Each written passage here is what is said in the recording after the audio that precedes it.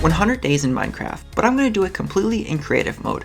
Hey guys, I'm Greg Builds, and if you know my channel, I make Minecraft tutorials for all sorts of Minecraft houses. Now, I'm going to play 100 days of Minecraft, but I'm going to do it differently, as you won't see me tackle the Ender Dragon, but instead, I'll be building some super awesome buildings. So with that being said, let's play 100 days of Minecraft, but let's do it completely in creative mode, and let's see what we can build.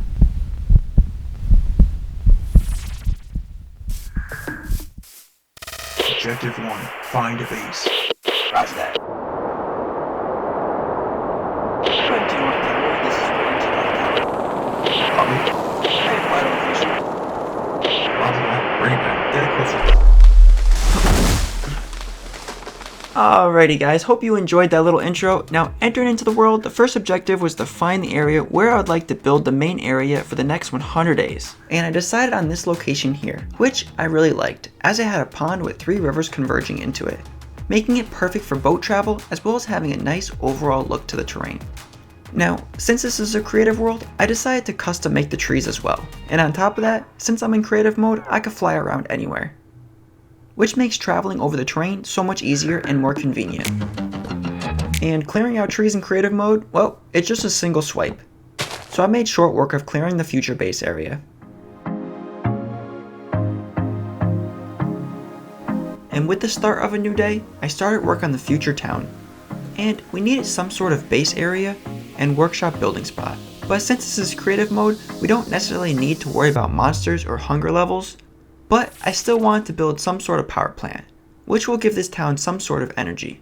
And for this, I'm thinking about making a water wheel house. Now, on my channel, you know I build a lot of tutorials, but I haven't built a water wheel house before, and it definitely took me some figuring out to come up with some halfway decent design that I liked. And during the construction phase, I had to take it down and rebuild it multiple times to get the look I was going for. And being picky about the way I wanted this building definitely chewed through some time. And it ate through some of our first few days of the 100 Day series. But I think making the first building look great is worthwhile, and I'm happy with the outcome of this final building.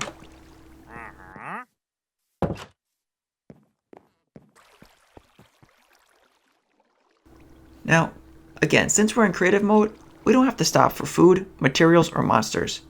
So I jumped right into the next building project, and during the night of day 4, I started laying out the outline for the future blacksmith shop. Then as daybreak hit, I began prepping the trees, and clearing the rest of the land, and laying out the future outline of where I wanted this blacksmith building to roughly be.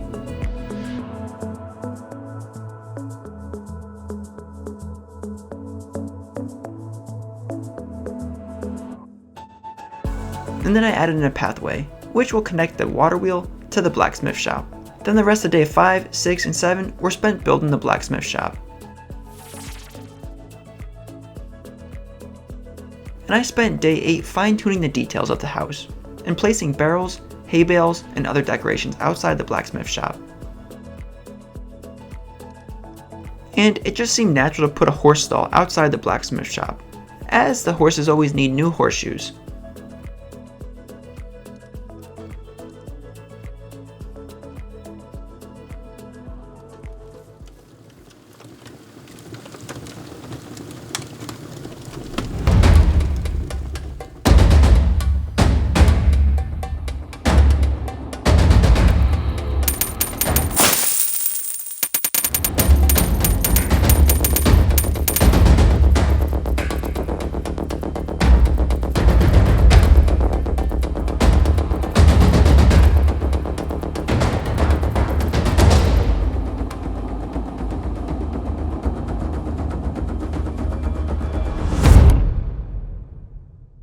North Tower, do you copy? Now, day 9 hit, and it was a great big beautiful day in the creative building world. Now on this day, I wanted to build some sort of village house, but I didn't want a traditional villager house, as I think they're a little boring. So I wanted to use white concrete and mix it up with oak logs to create some kind of townhouse look. And just like the other buildings, this took several days to complete as well. And this brought us into day 11. But I really like this house, and I didn't have a plan for this. Now, I don't have a tutorial on this house either, as I just built this from my brain. But for not having a plan, I liked how it turned out. and the white concrete really accents nice with the cobblestone, the stripped oak logs, and the multiple colored roof. And if you like this house, I might build a tutorial on it, but let me know in the comments if this is a worthy house of making a tutorial on. Okay, day 12. Now, with the new villager house completed, it was time to turn towards a large-scale building project, and I decided I would build a meeting hall for the town. And to do this, we're going to have to clear a good section of trees for the building lot. And it really didn't take long being in creative mode, and I started right away on the building of the meeting hall. Now, before we go any further, let's take a quick little intermission, and let me know down in the comments, what do you think of this series so far? Should I do a video on day 100 through 200 in the creative world? Or maybe this is not something you're into. But if we get a lot of feedback requests in the next episode, I'll continue on these videos, as I didn't realize how long 100 Minecraft days really was, as well as assembling all the footage recorded during the 100 days. And whew, it's exhausting. But if you enjoy it, let me know, and we'll get another one started. Okay, so jumping back into the build, I spent up to day 16 on this new meeting hall building, and it took close to 4 Minecraft days to build this, and that's in creative mode. But I do have a full-length tutorial on this meeting hall, if you would like to build it yourself. Now, day 17 quickly came upon us, and I spent this day doing odds and ends, like fixing up pathways, adding surrounding landscape, and adding in flowers and so on. Day 18. Ah, yes, now we have the chance to start a new building project. And I spent a good chunk of the day just thinking about what to build next, and where to put it, as this town is ever growing. But I decided on building a windmill. And I wanted to push this windmill back farther away from the main set of buildings. And that way, it'll be in the backdrop without looking too hideous up front. And I built up a little platform / hilly terrain area for it to sit on. Then I quickly laid out the area where I wanted to put it, and started building this massive project. And this windmill took up a large amount of my time, and the days kept flying by. But I just couldn't leave the windmill unfinished. So I had to barge through and get it done.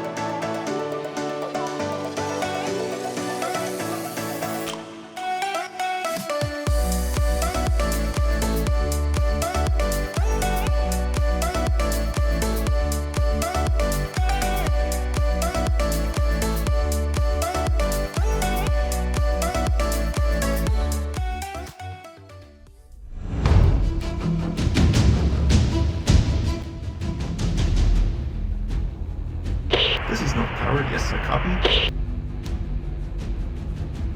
Ah, finally, North. Where have you been? I'm heading to the windmill. You're breaking up. I can't hear you. No, Red, not the windmill. Abort.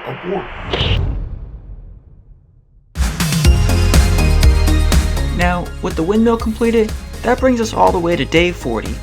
Now, for the next project, I want to add in a number of houses around the village town.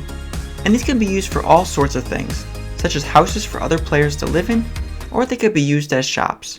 Now, a number of these houses I'm building, I built previously, and I have full-length tutorials on some of these buildings, as I thought they would look good in this village. Now, a majority of these small townhouses are already on my channel, but other projects such as the water wheel and the windmill, they don't have tutorials. But if you'd like a tutorial on the windmill or the water wheel, let me know in the comments, and that way I can help explain it to you and how you could build it yourself. Now, all these small little townhouses took me about 31 Minecraft days to fill in, which these little houses squeezed out a lot of time in the series, as the interiors took a lot of time to build out, as well as the pathways, roof lines, and other small details that I just couldn't leave out. And a good amount of time was spent re-leveling the ground. And that brings us to the start of day 72. Now, here there's still a number of houses I would like to work on, but I want to take a little break from adding in houses, and I want to work on guard towers along the riverbanks. And I wanted to use a tower design that I already built a tutorial on. And I built it right into the hillside, So I removed a number of trees and built up the foundations that fit the towers.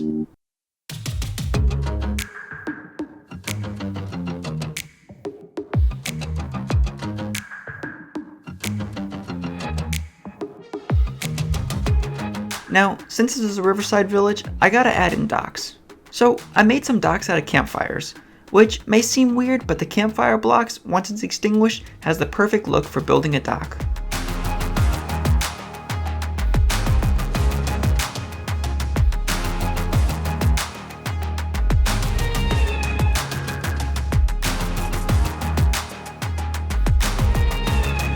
Then I wanted to add in a few boats, and since this village I'm building has an older vibe going on, I didn't want to add in any mega yachts, or any modern or quartz looking boats. So that's why I stuck with the wooden sailboat and the wooden houseboat.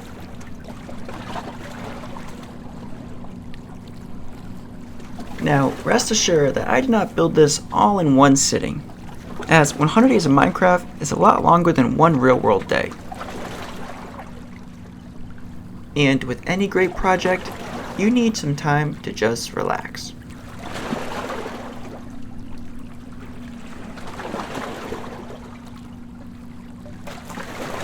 So I took a few days to relax, and I came back and I felt like these newly installed boats needed a boathouse. So I started work on that.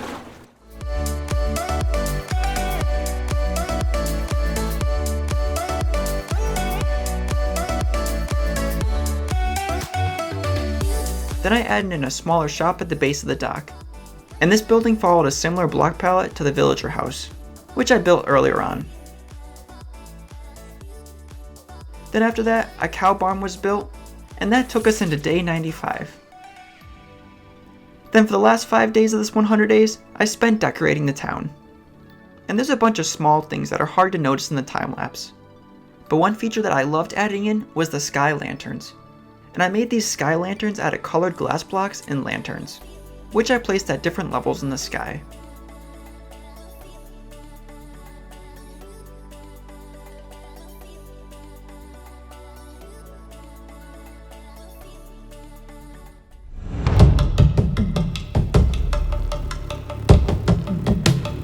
North, you copy? Roger. What's your coordinates? I'm heading to the South Village. I'll meet you there.